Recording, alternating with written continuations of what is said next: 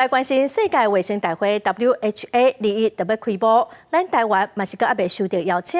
美国国务卿布林肯是声明讲，呼吁世界卫生组织应该邀请台湾以观察员的身份参加 WHA。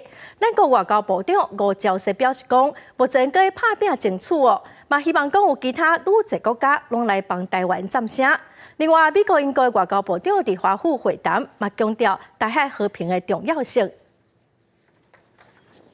世界卫生大会 WHA 2月会伫瑞士召开，时间伫要到啊，台湾还未收到邀请函，恐惊连续7年无法度参加。美国国务卿布林肯提到透过声明，表达美国强烈鼓励世卫组织邀请台湾以观察员的身份出席 WHA 的立场。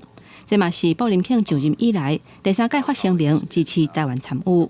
美国对我们参与世界卫生大会的这个支持度向来是非常高的。我们跟美国一起，也在游说其他的这些理念相近国家，希望今年支持我们台湾参加世界卫生组织的这个声势能够达到历史空前。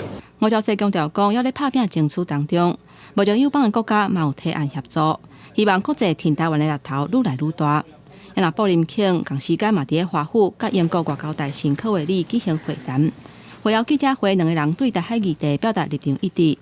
科维里嘛强调讲，英国必须爱对抗中国无适当的行动，台海安全是影响全球的议题。And we have to engage with China directly, whether that be on the maintenance of peace across the Taiwan Strait, which of course is something which affects all of us. When it comes to key issues like ensuring peace and stability across the Taiwan Strait, as well as looking for ways to cooperate with China where we can work together to solve big challenges.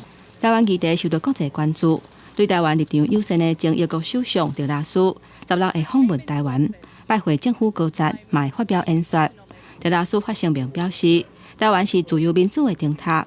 面对北京政权愈来愈强势、愈来愈唱手的行为甲言论，以及台当亲身访问台湾，甲台湾人民团结徛做伙。